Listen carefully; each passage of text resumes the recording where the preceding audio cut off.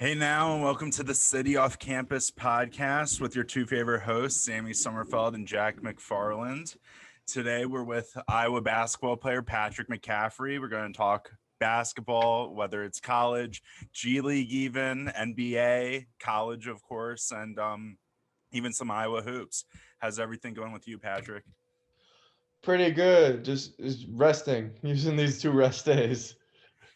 How valuable are these like rest days for you guys when you're having so many Huge. games? Like huge. Like last year, they I liked them. Even I wasn't playing, but like it was still nice because like you don't have to go in, like you're not doing anything. But like this year now that I'm playing, like it's just like a huge relief. Like it's just like I'm gonna go in and shoot probably when I hop off this pod, but like just not having to go in and like I don't know, practice and all that type of stuff is just a huge relief. And like I've been sleeping like all day unless I was in class just because like we had such a busy stretch there for a little bit that like it's good to kind of have a couple of days to relax. Is it more just the schedule that wears you down, or is it the games that kind of wear you Um, down over time with all the travel and both, everything?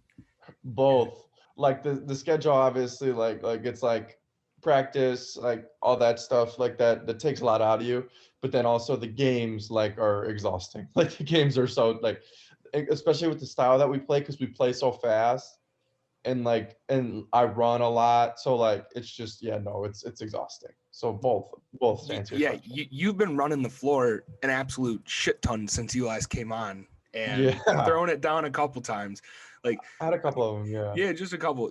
Do you feel a difference in how you feel right now after those games, or like how you feel confidence wise, or is it still just next game mentality? Well, I mean, like I've always been like pretty confident in like my ability and everything like that. I've always known that I was capable of having games like that I could have, and like still, I don't feel like I feel like I've kind of broken out, but I still feel like that process is still kind of slowly coming to fruition. But yeah, like I mean, wait, I lost my train of thought. But yeah, definitely like having some of those plays and being able to kind of get out and get some baskets and just kind of like because I really wasn't playing very well up until like I came on and then I talked to you guys. I wasn't playing that well. And then I've had some pretty good games since then. And I think I've shown flashes of what I could potentially do. So I think that's good. And that kind of is able to give me confidence in myself, give my teammates and my coaches more confidence in me just because they've seen me do it now, like in practice for 2 years. And then now they're starting to see it kind of come happen in the game. So it's just, I feel like it's definitely been good for me. So I just want to point out, Patrick just basically confessed. I saw Jack's face react while you were answering that question. Since you came on the podcast, you started to do some of the things it sounds like you've been wanting to do. So I think what you have to do is next time Big Ten Network or whoever's hitting you up with an interview post game, I think you have to give us the plug and just say, ever since I came on the City Off Campus, like, that conversation alone, just boom. Definitely okay. Yeah, if they ever interview me, we have some high profile guys that I think they prefer to interview. But if they ever want to interview me, I'll give you guys a shout out for sure. One guy that was really enjoying the absolute hell out of the last Iowa game was Gus Johnson. And when he was going, he started off the game well, and then it started with P Mac, C Mac, Coach Mac, and he was just like he was related to you guys. Like he was just first name basis. And then he gets to Wieskamp and he just calls him Wheezy the entire Yeah, time. The entire yeah, and I'm just like, did anyone has anyone talked to Gus Johnson? Like he's on an uber comfortable level. yeah.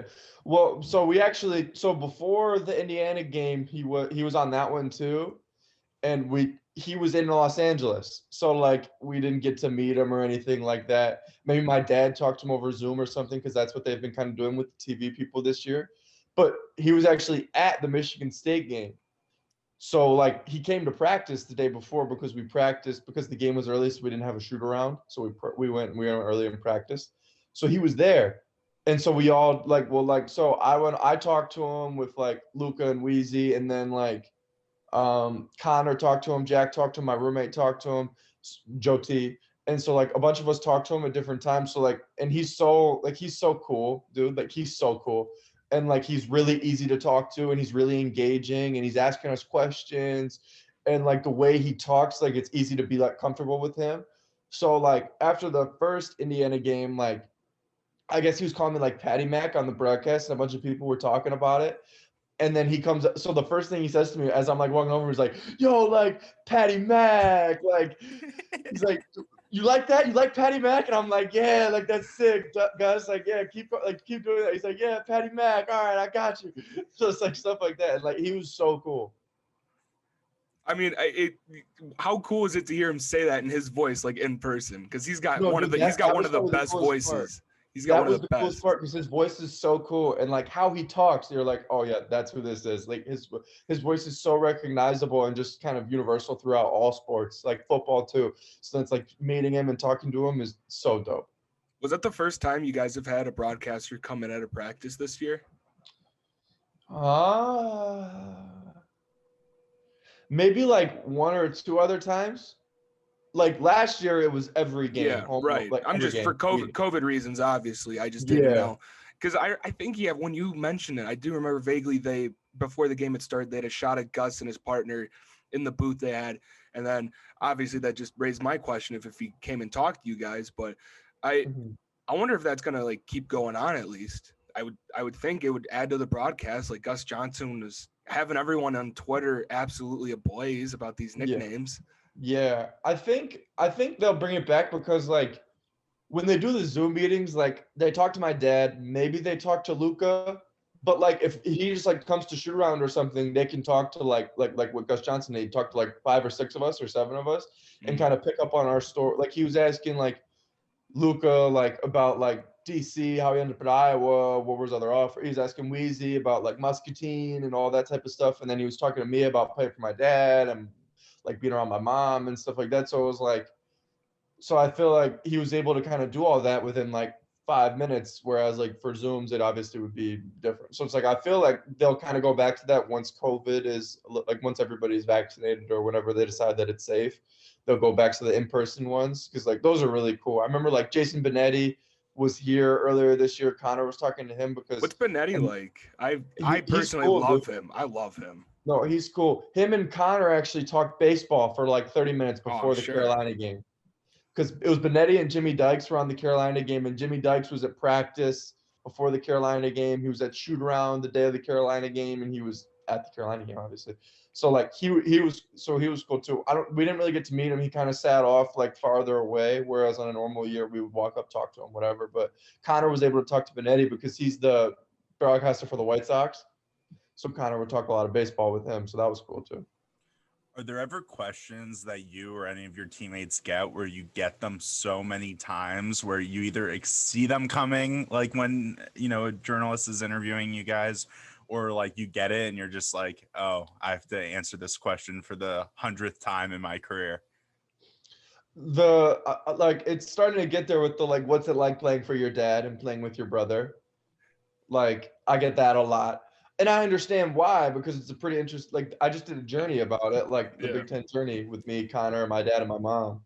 And like, I understand like why I get it, because it's a very interesting concept, and you don't really see that dynamic anywhere else, especially with 2 brothers. Like sometimes you'll see one, but like it's 2 of us and our dad's the coach. So like, I get why I get asked it, but like it's starting to get there with that one. I get asked it like pretty much every time I talk to somebody. When do you think it'll end? Like actually. To be honest, like I don't think it'll end until I stop like playing at Iowa. Like, oh man, from everybody. Like, well, maybe like as I get older a little bit, but like I feel like it's gonna keep coming. Like, because especially, it'll definitely keep coming. How nice was it to get the sweep on Michigan State this year? It's really cool, dude. Like because Michigan State, like it's obviously an incredibly historic program. Like. I think we were their worst home loss in like 26 years. We weren't even born when that happened. Yeah, exactly. Like not many people can say that. Like, well, nobody in the last 26 years can say that. Like, not many people can say they've swept Michigan State. Not many people can say they've won in the Breslin Center. So like, that's pretty cool.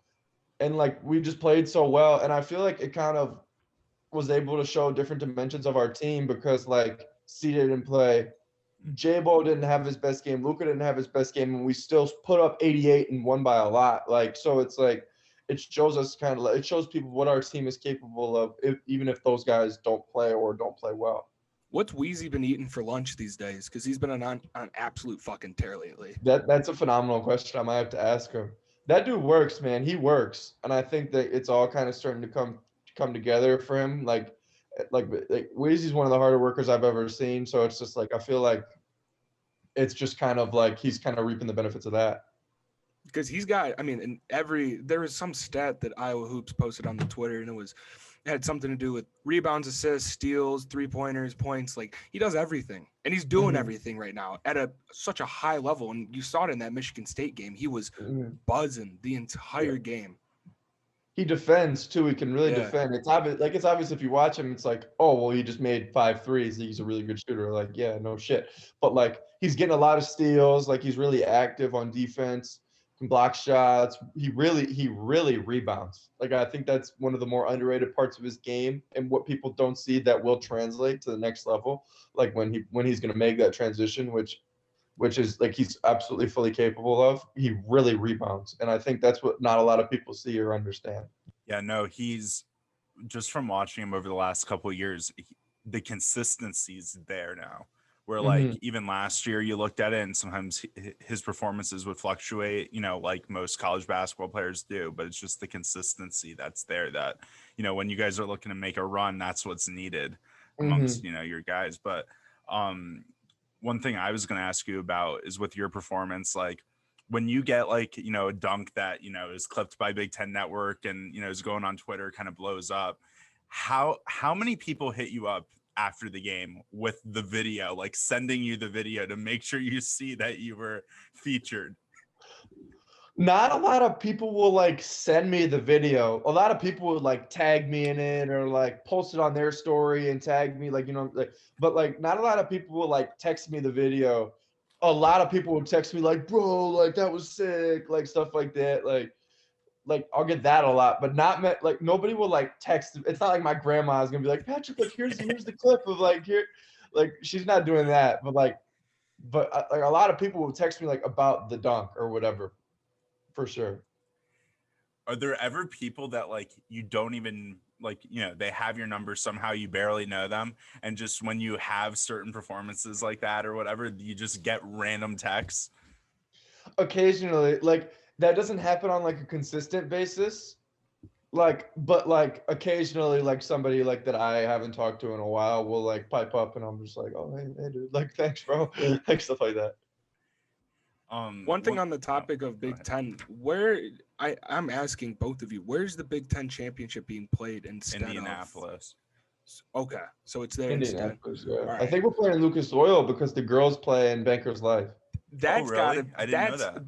That was my question. Is I knew there was a big there wasn't just that change. It was, I think you guys were playing in a stadium like that.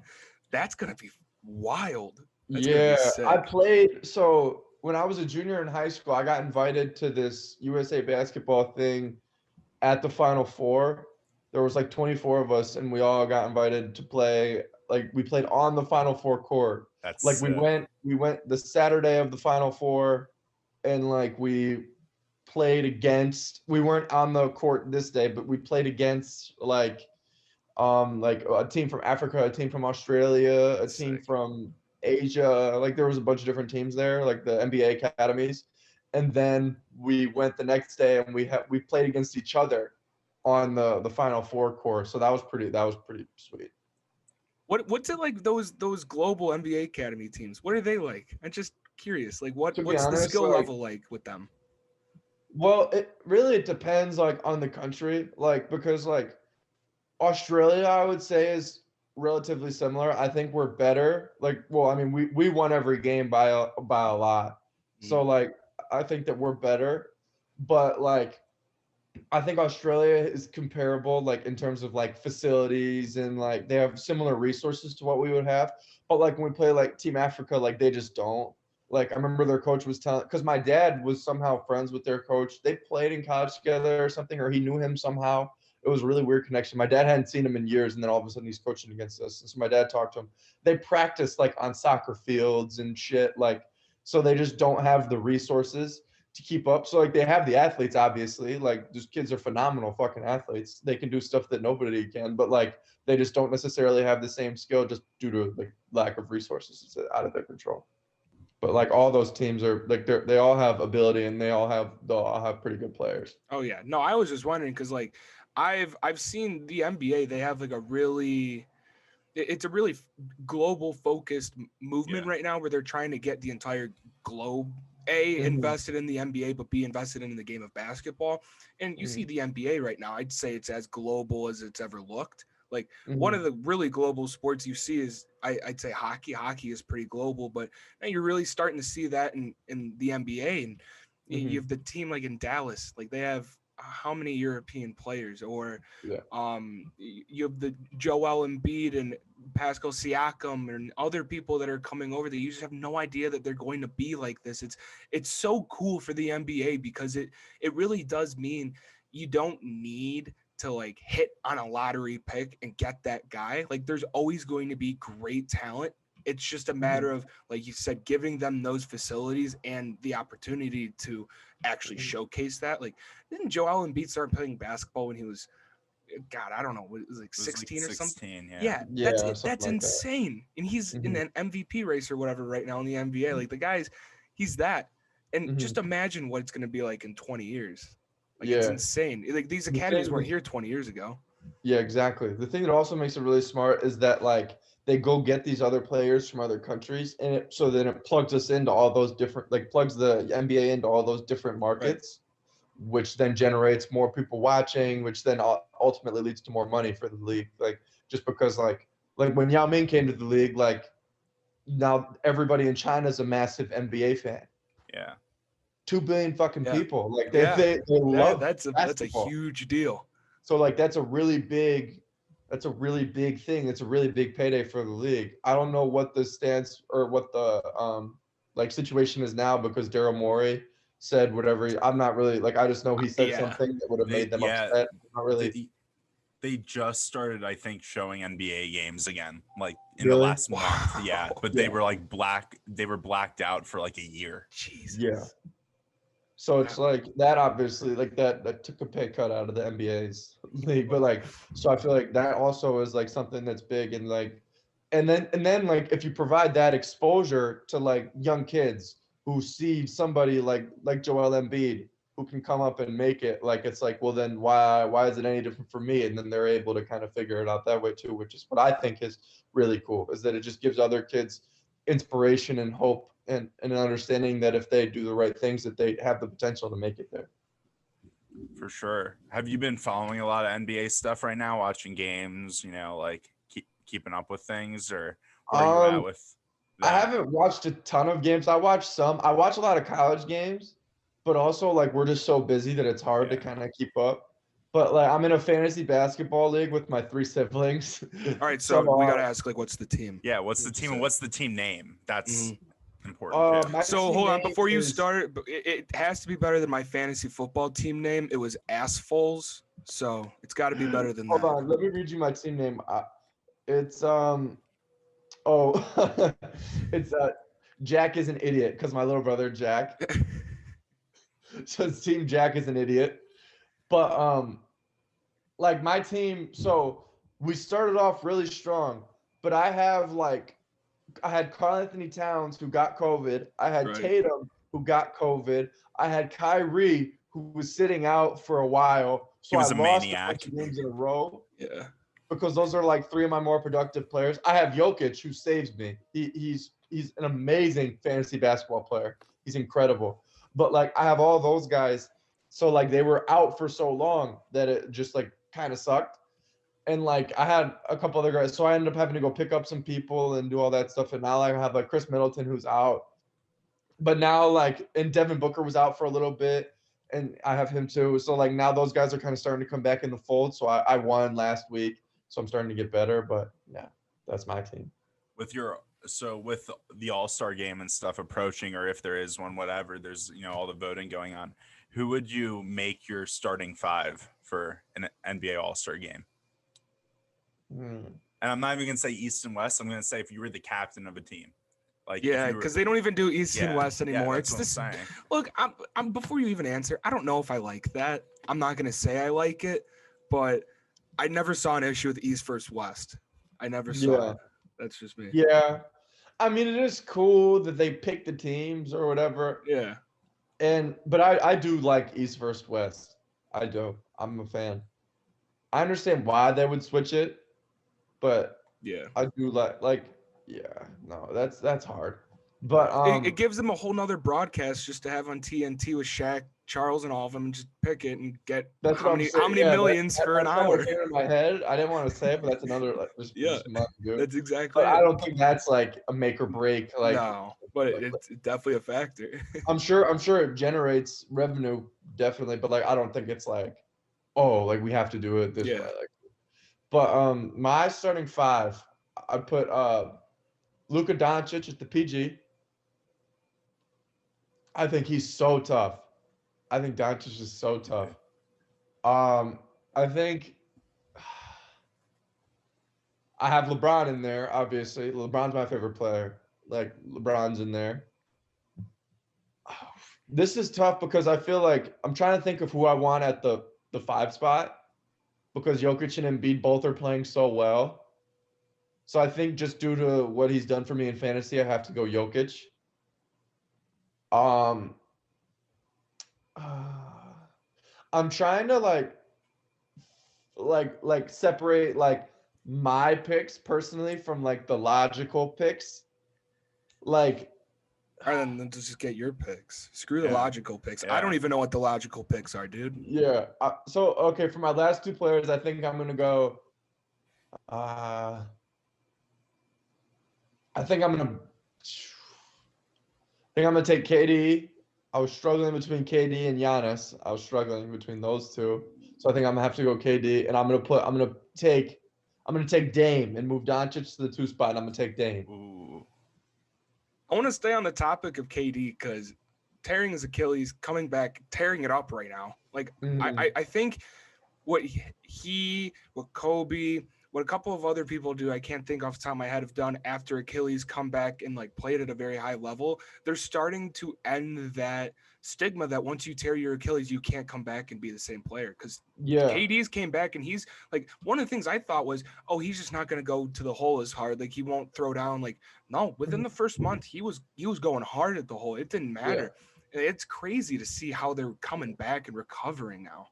It'd be hard to kind of like change your play style based on like I understand how your injury would potentially affect you from like whether or not like you're able to do certain things or move a certain way, but as long as he feels good and he's confident in his Achilles, like he's gonna be just as good as he was before. It also helps, I think, that he can really shoot.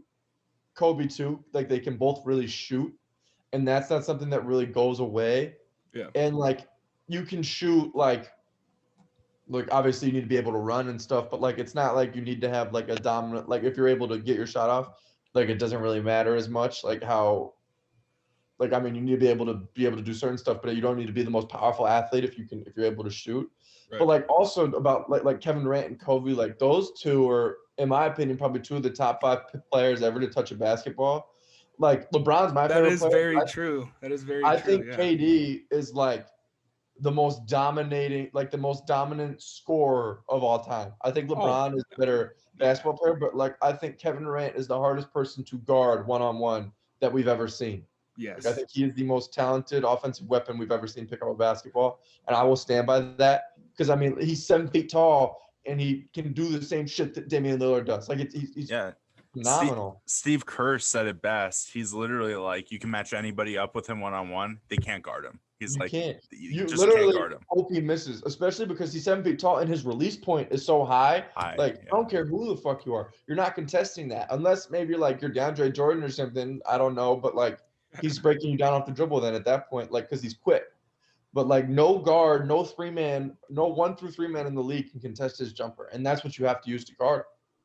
So it's like I mean, he's the most dominant offensive like scorer in the game has ever seen, in my opinion. All right, so then I gotta ask a personal question since you were just talking about your boy Bron. If you had the ball, 10 seconds left, inbounds, Who do you want taking the shot, KD or LeBron? I'm gonna have to ride with LeBron. But like the thing about LeBron, it's like like you guys are familiar with the debate of where like sometimes he doesn't shoot that shot. Yeah. But he always makes the right play.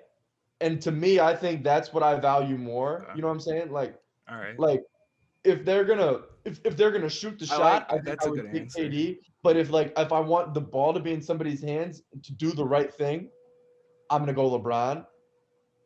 Because like at the end of the day, like I don't know, like I just think like basketball, like you should trust your teammates. I think and I think that is like the ultimate. Like LeBron trusts his teammates sometimes to a fault because like they miss or whatever. Like it was a huge debate on Twitter like after one of the finals games because LeBron passed it to Danny Green. It was a huge debate on Twitter in the 2018 finals. LeBron passed it to George Hill, but like those were both the right basketball plays. Like, they just missed. Yeah, and then the 2018 finals when JR dribbled the ball, game one.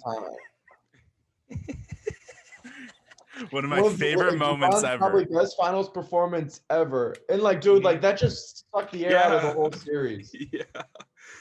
Man. That was their one shot to even compete that year. I don't that first game. Like, nobody's beating the Warriors. Like that Warriors team. I mean, shit, they won 73 games without KD. No, but so like, and then JR forgot that like if they won that first game, they have a chance. They do. They have a shot. But yeah, man.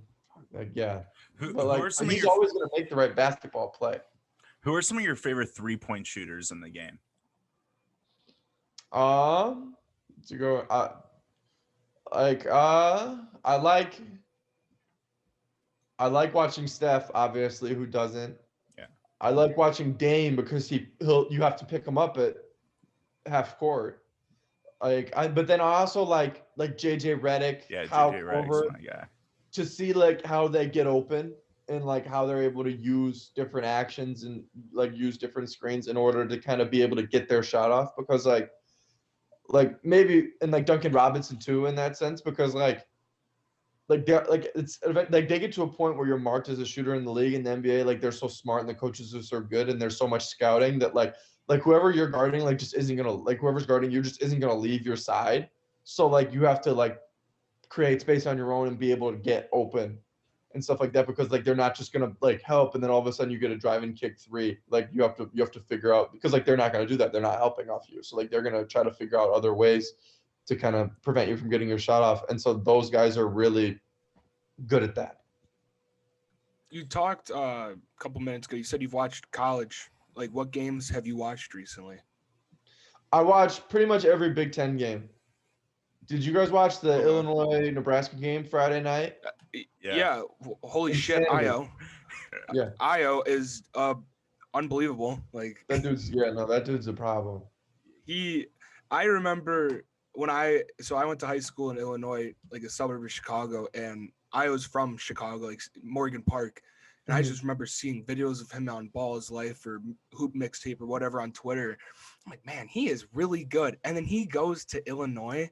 I was just a little confused. I go, he is way better than just Illinois. In my heart, when I saw it, because at the time, Illinois was not that good. And I think Underwood had just got there.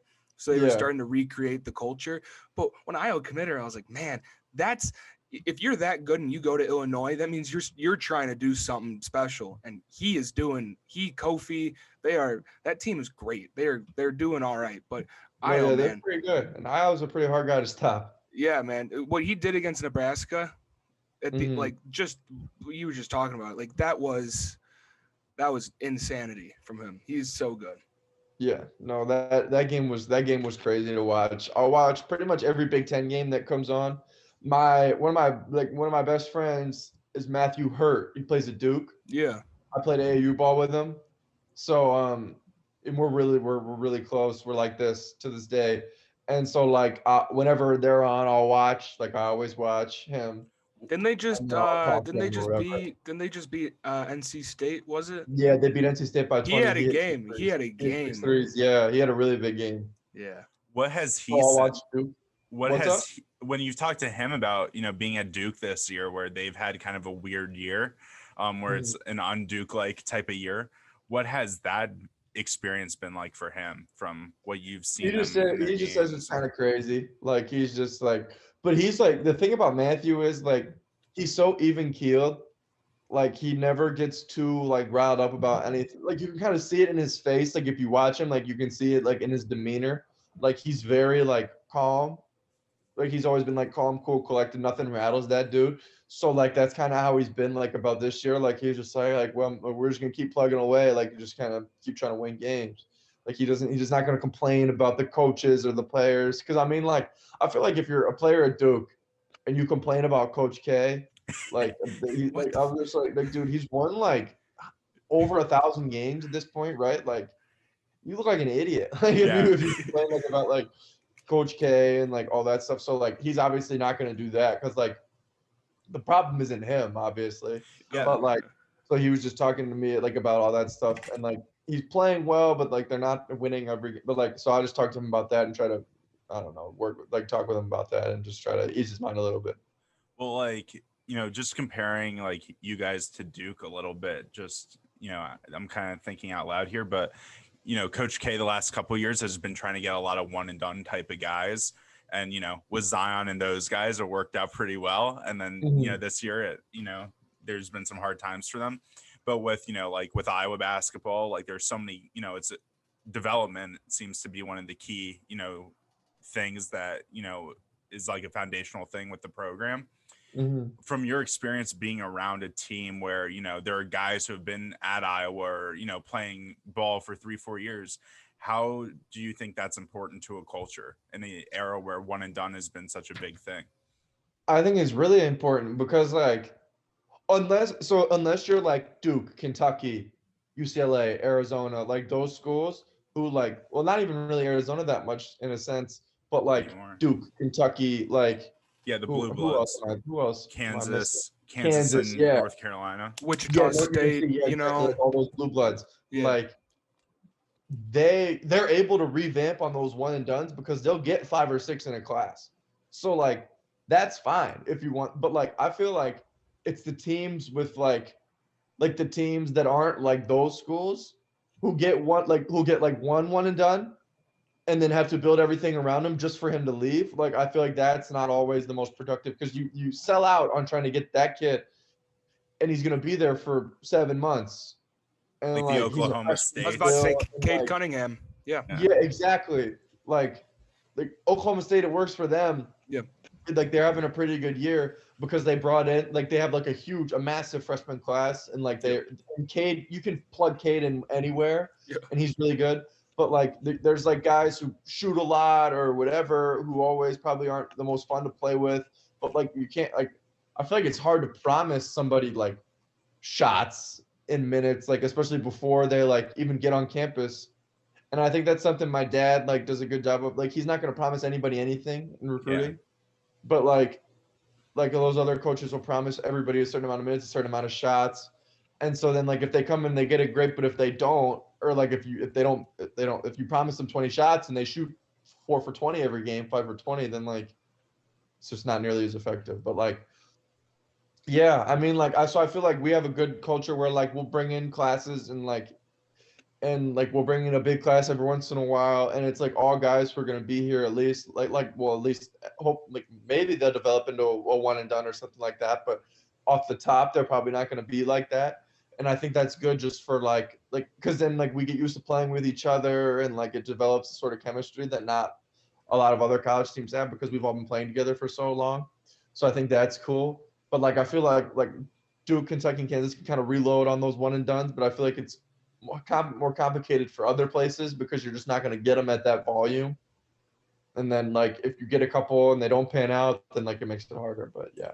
I think that's one reason why the Big Ten has always been such a consistently tough conference is a lot of the schools they really don't get a lot of one and done guys. And you look in the top 10 right now or top 5 even, and Iowa was up in the top 5 right now, or they were, but right now there's 3 Big Ten teams in the top 5. And none of those teams are really known for one and dones. Now, Michigan, granted, they have like the Mo Wagner and Trey Burke, whoever, but there is not like a ton of one and dones in the Big Ten. And I think it says a lot this year, especially where you have a shortened, not necessarily a shortened off season, but a different off season, one where you don't get maybe as much in person and you kind of just have to go after it. And you see these teams who have been together, who have this camaraderie and familiarity with each other are doing well. And you see a team like Duke, Kentucky, some of those ones like we've alluded to who really predicate themselves on one and done and relying on talent for success rather than a team kind of attitude. I think it's interesting that, you look at the top 5 and you see those Big Ten teams and, it's people have said the Big Ten is the toughest conference in the nation. And I would 100% agree with this year. Like they are without a doubt, like this is the toughest conference. The Big Ten, the other thing about the Big Ten is it's a really old league. Like it's a really experienced league. Like you said, there's not a lot of one and dones that come into the Big Ten because, like, to be frank, like it's hard for a freshman to come in and dominate the Big Ten. Even get minutes. Yeah, like it's hard because like everybody has every coach in the Big Ten, like every team in the Big Ten has a really good coach and really good players. So like it's hard to come in and like dominate off the bat, like because it's such a good league and there's such good coaches and they're scouting and stuff like that. So it's really hard to come in and kind of dominate. But like obviously, like I'm not saying that no freshman or no one and done could come in and dominate, but like it's difficult to do that. But yeah, like you nailed it. You nailed it. Like the Big Ten, I think, is the best conference as well, just because like of what they're able like whatever, but like how deep it is. Like even like teams that like are towards the bottom that are struggling right now. I mean, like Nebraska, Illinois, a really good team. Yeah, like Sam just said, like that Nebraska-Illinois game, like everybody in the nation sit here and says, oh, Nebraska has absolutely no business being in that game. Well, maybe they do because they're a Big Ten team. They're a Big Ten program. Like they're able to compete. Like Indiana, they're not ranked right now. Indiana's a great team. They could probably beat any team in any other conference right now. No problem. Just because like it is that Big Ten mentality. And like you just said, deep. Rosters in the Big Ten go so deep. You see rosters get 10, 11 deep in a game sometimes just because foul trouble, conditioning, whatever it may be. Like you need to because this type of game asks for it. And all the coaches have been coaching against each other for so long, and like you just kind of develop a familiarity with everybody in the league and like what plays they like, what sets they run, what actions they like to go to, what defenses they play, how they play their defense. Like so, it's just like the coaches are able to pick up on that stuff, especially after multiple years of going against like set opponents. So it's just like kind of pretty. Yeah, no, you guys get what I'm saying. Yeah, it makes it a real battle every game. And that's why you're probably loving this off day where you just get one day where you don't have to, work. Dude, so relaxing. Right? I get to go watch my little brother play tonight, so that'll be fun. That's awesome. That'll be fun. Yeah, like you talked about watching like other Big Ten teams and stuff. What are some of the teams where like either from a talent perspective, just from style of play, whatever, where when you watch them, while you're watching the game, you're just like, I want to be on the court right now. Like I just want to match up and compete. To be honest, all games, especially games with like a really like competitive atmosphere, because like at the end of the day, like I'm a basketball player, but I'm a competitor. Like I want to win. Like when I'm on the court, like I want to win. So like I feel like any game that has a really competitive atmosphere, like I would want to be a part of, just because like I think that'd be fun.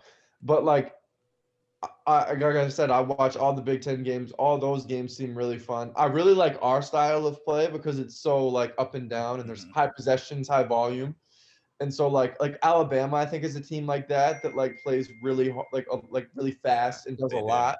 So like I feel like they're also like they're one of those teams. I don't like the teams that like kind of slow it down and play that way, but like Virginia. Like not to say it's not a successful way to play the game, but like personally, I don't think that's as fun. But like, so just the teams that kind of play fast and have a lot of offensive possessions, I think are fun to watch.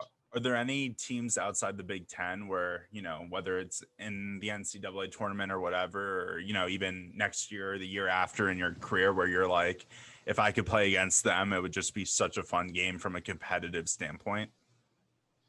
Well, I mean, I think the first thing that comes to mind is like any of the blue bloods, like Kentucky, Duke, Kansas. I mean, we played UNC this year, so that was really cool. So like, I would say any of those schools, like if you get an opportunity to play against them, it's obviously really cool. And then like, what about like Wichita State? They're pretty blue blood now. I mean, they're pretty good. Like, it'd be fun to play against them. I don't know. I'm Like, just all saying those that just power, because like when we were growing up, like they all of a sudden got really good for no yeah, reason. yeah. Like all those Power Fives, I feel like would be like fun to play against. Like anybody in the Power Five would be cool. Yeah. When you guys play, an Izzo or Roy Williams, those types of guys, when you beat them and you see them fired up, like everybody was talking about how Izzo was so fired up on the sidelines post game and just Love it. obviously upset. Does that like how does that feel? Like, is there a little bit of pride there where you're like, we got under, like, we didn't just beat them, but we kind of got under their skin a little bit? I mean, yeah, like all that stuff is pretty cool. Like, it's not even like I mean, like, but like it's not like a huge point, like a thought or point of emphasis. Like it'd be like if Izzo says something crazy or something funny, like we'll be like, oh, like did you guys hear him say this or like something like that? But it's not like, oh, like Izzo's kicking himself, like stuff like that. Like we're not gonna be like like over the top petty about it. But like, yeah, like I mean, I'm sure like it's pretty cool. Like I would say like it's not as like it's the cool part is like winning in the Breslin Center or beating Yeah. North Carolina, like because that's something we'll be able to talk about for a long time. It's not even like about necessarily like how we made Tom Izzo feel, but like I'm sure like if it's like if he was outspoken or something or had something to say, like it'd be interesting. But like it's just like at the same time, you just kind of have to treat it like another game, another win, and just kind of keep moving forward and plugging away.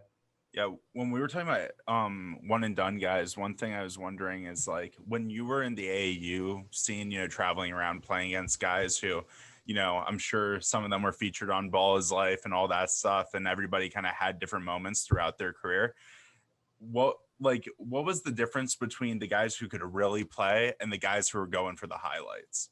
Can you touch on that a little bit? Like, did you ever notice Yeah, I periods where mean, like, people were trying to go for just that one big dunk or that one big shot or things like that? most of those guys, like, I feel like that's a bigger thing, like the dunks and whatever, like when and like the crossovers and stuff like that, like when we're younger. I feel like when we're in like eighth, ninth grade, like that's what a lot of those guys are trying to do. But as we kind of get older, like when we got like to 16U, 17U year, like if a dunk happened, it happened. But like I feel like guys were more focused on like just scoring a lot of points and like producing a lot. But like I mean like I've played against like anybody in my grade like that you guys would know or in the grade below me that you guys would know or shit even in the grade above me to be honest. Like I've probably played against like a majority of those guys. Like I played against like I think I did the math this year. I played against like half or maybe even more than half of like the first round of the NBA draft. Like Wow. just like throughout my high school career.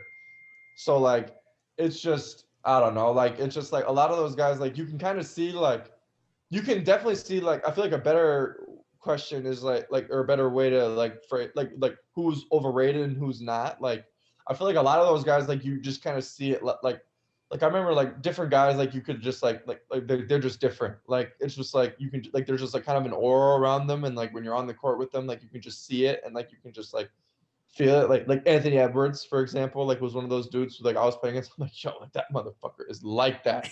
Like he's a problem.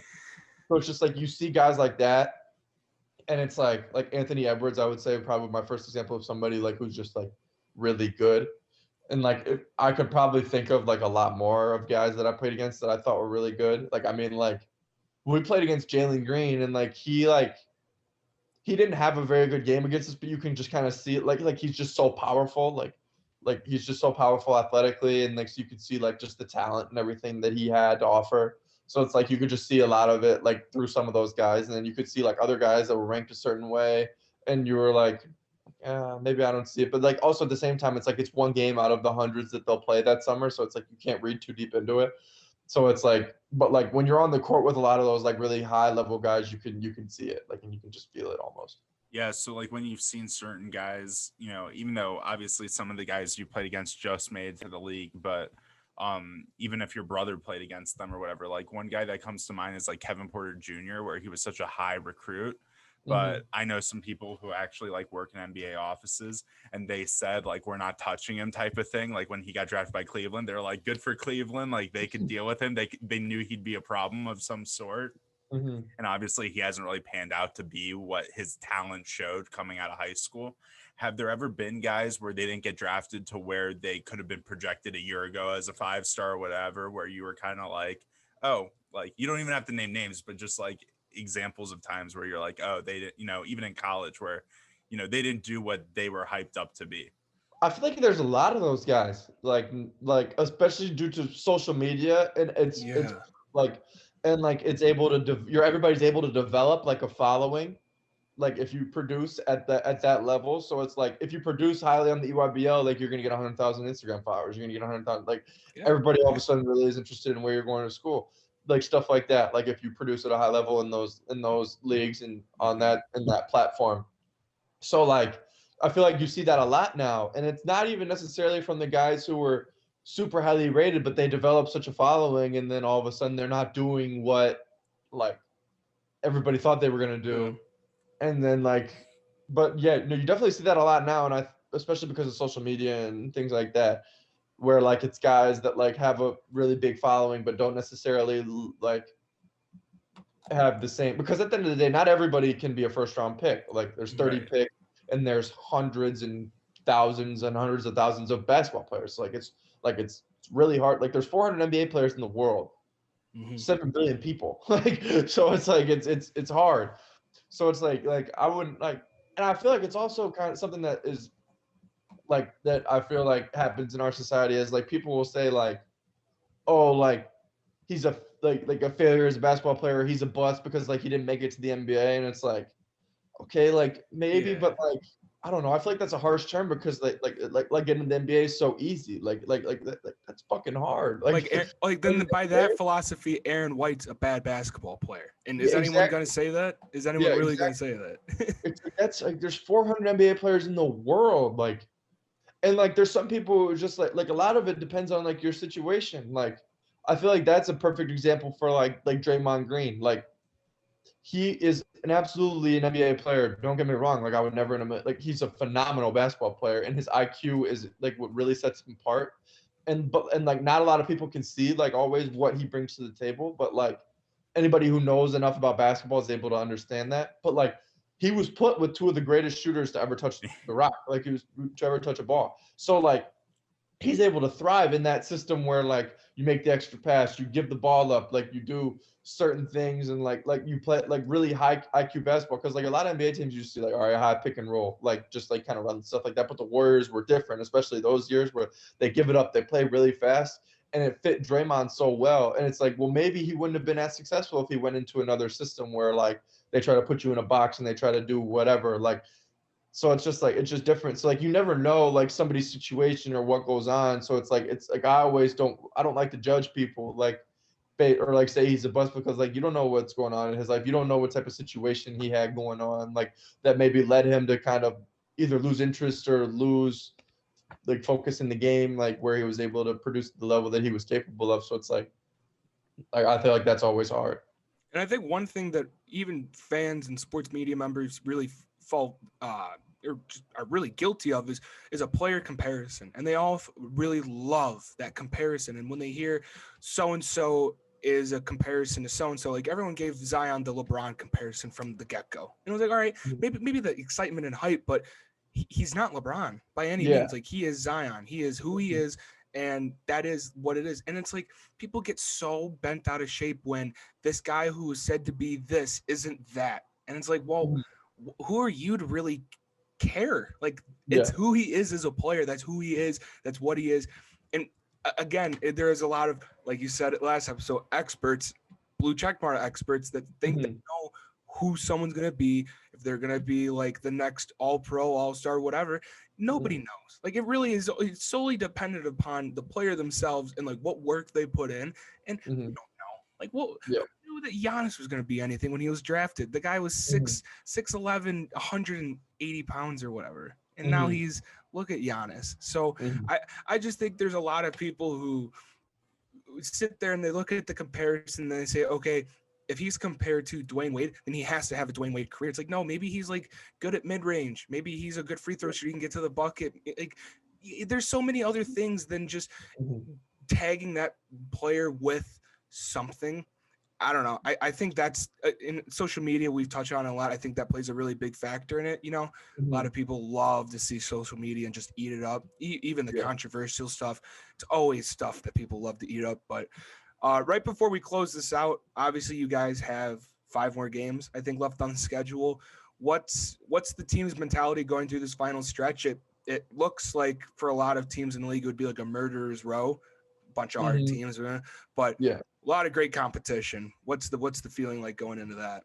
Yeah, I mean, like, I feel like we don't have any certain type of, like, this is the thing I love about our team is that, like, it's not like we treat every game the same, no matter who we're playing. We approach it like our coaching staff, like from a scouting report perspective, like we approach it the exact same. Like obviously, like okay, if you're playing like Illinois, Ohio State, Wisconsin, like it feels a little different than if you're playing like Western Illinois or a school like that. Like it feels a little different, or like Carolina or Gonzaga or like something like that. But we approach everything and we look at everything the same way. We do the same things like before every game in terms of like a scouting perspective. Like we'll always do the same stuff.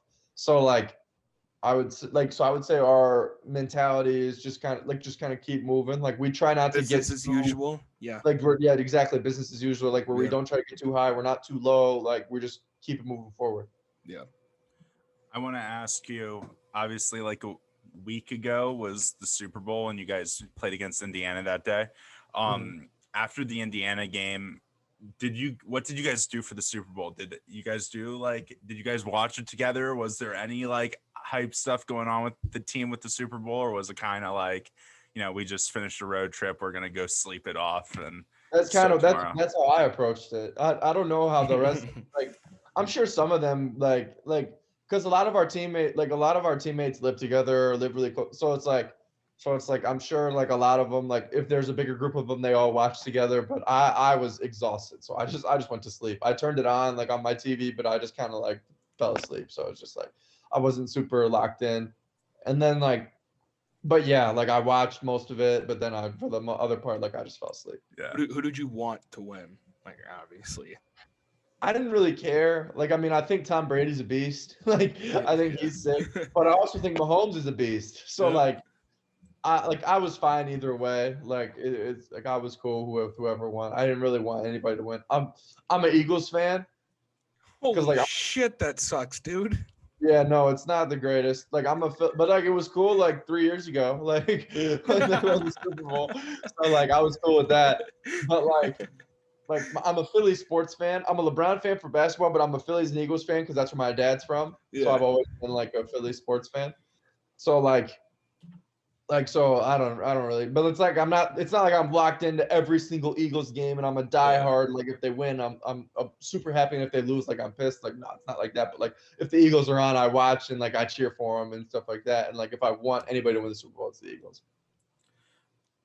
My final question for you on this pod is, in the last couple weeks, what has kind of been a moment that kind of summarizes like where you're at in the season for you, whether it's a play, whether it's an off the court memory with a teammate, whether it's a road trip, like what's something that's like that could summarize kind of where you guys are at right now? Whether it's a podcast you came on. Is it like from a team perspective or from like a me perspective? From a you perspective. I would say probably like how I would say like probably my best game of the season against like one of the major schools was Ohio State. Like so far was like Ohio State, and then like the next game like 3 days later was against Indiana, which was arguably my worst game. So like I would say that was probably something that summarizes it really well. Is like because like dude, like this stuff is hard, man. So it's just kind of trying to find like a balance and able to be consistent. Like I would say that's probably been my thing this year because I feel like I've shown flashes of what I'm able to do. So I feel like consistency though is something that I'm still trying to figure out, as is a lot of young players in college basketball at this moment. So like I feel like that's something that I'm still trying to develop, and I would say that's probably like a moment that's really like not define me, but like what to answer your question, like a moment that has kind of been like describing of my season so far was definitely those two things. Going off that, I just have I now changed my final question is, we talked about one and dones earlier in the podcast, and obviously your dream has been to be an Iowa Hawkeye and play for your dad and get to, live out playing Division I basketball. So as you're finding that consistency, like, and you're obviously building up your college career still, having teammates around you who are kind of coming up with you and knowing that they're going to be by your side, like, how does that help you as you continue to build, knowing that like certain guys are going to be there next year, like have that, team with you as you continue to grow as a player?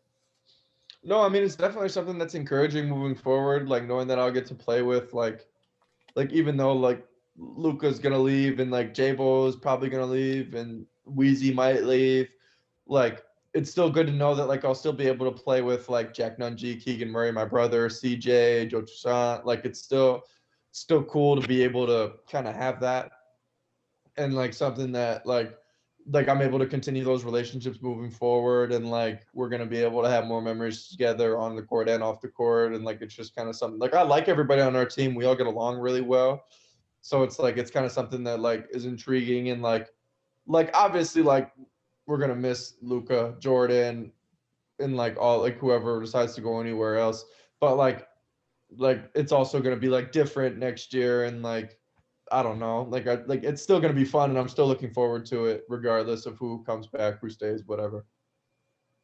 Wait, hold on. J-Bo has another year of eligibility.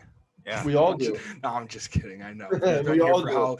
He's been here for how long though? Like, how many people are gonna make that joke when he comes back, if he comes back? Like, holy shit, he's on the Perry Ellis career path from KU. The guy was there for 20 years. Exactly. Has